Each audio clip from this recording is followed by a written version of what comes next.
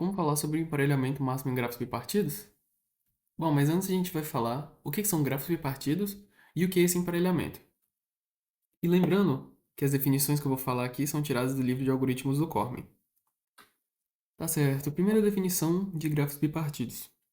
Cormen diz o seguinte: um grafo bipartido ele é um grafo G, no qual V pode ser particionado em dois conjuntos, V1 e V2, tal que uma aresta qualquer UV pertencente a E implica que ou U pertence a V1 e V pertence a V2, ou U pertence a V2 e V pertence a V1.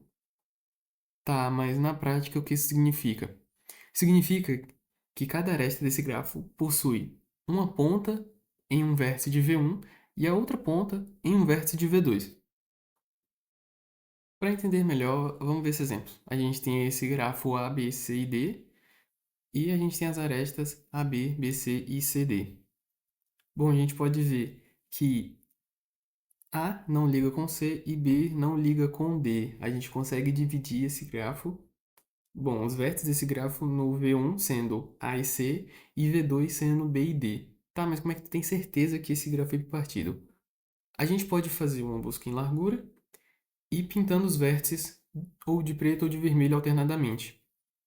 Bom, a gente consegue ver que, começando de a gente pinta ele de vermelho, a gente vai para o seu adjacente B, pinta ele de preto, e a gente vai para C, pinta ele de vermelho, e D, pinta ele de preto. A gente consegue ver que os vértices de mesma cor, eles não possuem uma aresta pra...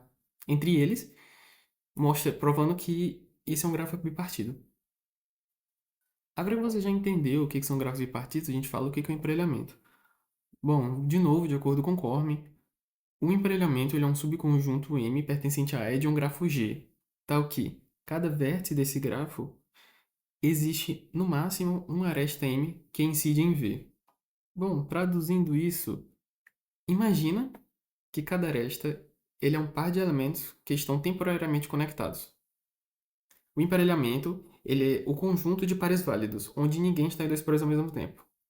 Vamos voltar ao nosso grafo, que a gente tinha mostrado antes, que a gente sabe que é um grafo bipartido. Agora, um emparelhamento. O que seria um emparelhamento? Bom, a gente pode emparelhar A e B, C e D. Seria um emparelhamento válido, porque a gente só vê o A aparecendo uma vez, o B aparecendo uma vez, o C aparecendo uma vez e o D aparecendo uma vez. O emparelhamento incorreto seria AB e BC. Isso seria um emparelhamento errado porque a gente teria o B aparecendo em mais de um desses pares. Bom, agora falando finalmente sobre o emparelhamento máximo, a definição é o seguinte: o emparelhamento bipartido máximo é um subconjunto M tal que nenhum vértice em V é incidente a mais de uma aresta em M, e M possui a maior cardinalidade possível entre todos os emparelhamentos. Bom, de maneira mais direta, seria buscar um emparelhamento com o maior número de pares. Não necessariamente precisa ser um emparelhamento perfeito, no qual todos os vértices estão emparelhados. Vamos tentar entender melhor esse problema com um exemplo. Digamos que você tem um conjunto L de máquinas e um conjunto R de tarefas. Cada máquina realiza uma tarefa, e cada tarefa só pode ser realizada por uma máquina. Digamos que a máquina C está realizando a tarefa 3 e a máquina A está realizando a tarefa 1. A pergunta: é possível alocar outra máquina respeitando as restrições? Ou melhor, qual o número máximo de máquinas que a gente pode alocar para realizar tarefas, respeitando as restrições de emparelhamento? Para resolver esse problema, vou apresentar o conceito de rede de fluxo. Uma rede de fluxo ela é um grafo direcionado onde cada aresta tem capacidade maior que zero, que representa o fluxo máximo, permitido naquela direção. Existe um vértice fonte, que é de onde o fluxo sai, e existe um vértice sumidouro, que é onde o fluxo entra. O objetivo desse grafo é determinar quanto fluxo pode ser enviado da fonte até o sumidouro, respeitando as capacidades da conservação de fluxo no vértice intermediário. Um problema em redes de fluxo é a quantidade máxima de fluxo que pode passar naquele grafo. E para resolver, a gente usa o método Ford-Fulkerson. Bom, e a ideia do algoritmo de Ford-Fulkerson é bem simples. A ideia ela é encontrar caminhos do nó fonte até o nó sumidouro, encher, no caso a gente chama esses caminhos de caminhos aumentadores, a gente aumenta o fluxo até não existir mais nenhum desse tipo de caminho. O algoritmo começa zerando o fluxo de todas as arestas. Logo em seguida, ele vai traçar um caminho da fonte até o sumidouro. Ele vai buscar a menor capacidade e vai aumentar o fluxo nessa quantidade. E para auxiliar, tem um grafo residual, que ele representa o seguinte: as arestas que seguem sentido S até T representam a capacidade que pode passar por cada aresta. Já as arestas no sentido TS representam o fluxo atual que está passando por aquela aresta. Vamos entender melhor com esse exemplo. O algoritmo encontrou o seguinte caminho: S, V1, V3, V2, V4 até. A capacidade do fluxo é 16, 12, 9, 14 e 4. Mas qual é o fluxo que está passando? É sempre a menor capacidade. Ou seja, é 4. Ali na direita podemos ver que está passando 4 de 16, 4 de 12, 4 de 9, 4 de 14 e 4 de 4. Agora, precisamos atualizar esse grafo. Assim, podemos ver que a nova capacidade da aresta de S a V1 é 12, pois atualmente está passando 4, que é justamente a aresta que está voltando. E assim por diante.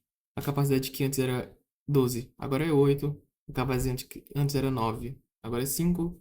Que antes era 10, ou que antes era 14, agora é 10. E agora não temos mais como ir de V4 até T, ou seja, o fluxo só tem fluxo voltando. E após isso, você pode achar o corte mínimo. O que é um corte? Um corte é tipo uma linha imaginária que passa pelo grafo. Ela atravessa algumas arestas e aí você pode descobrir a capacidade daquele fluxo. De acordo com a propriedade do corte mínimo, fluxo máximo, o algoritmo de Ford-Fulkerson consegue achar o fluxo máximo dentro de um grafo de rede de fluxo. Agora que você já entendeu tudo isso, a gente vai voltar para o problema inicial. Tá, como achar o emparelhamento máximo nesse grafo bipartido? Primeiro, a gente vai transformar ele em uma rede de fluxo, ou seja, a gente precisa de um ponto fonte e um ponto sumidouro. Logo após isso, a gente vai deixar ele direcionado e adicionar capacidade. Normalmente, a capacidade sempre vai ser 1.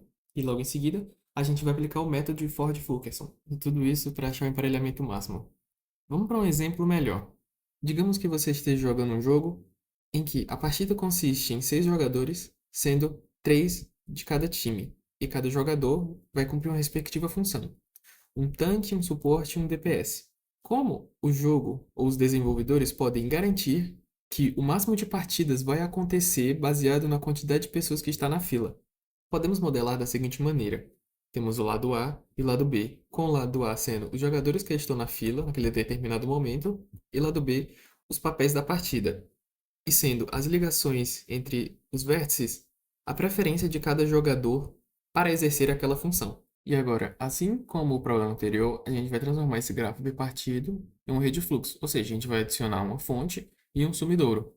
E após rodar o algoritmo de Ford-Fulkerson, nós conseguimos finalmente montar uma partida respeitando a preferência dos jogadores que estavam na fila naquele momento.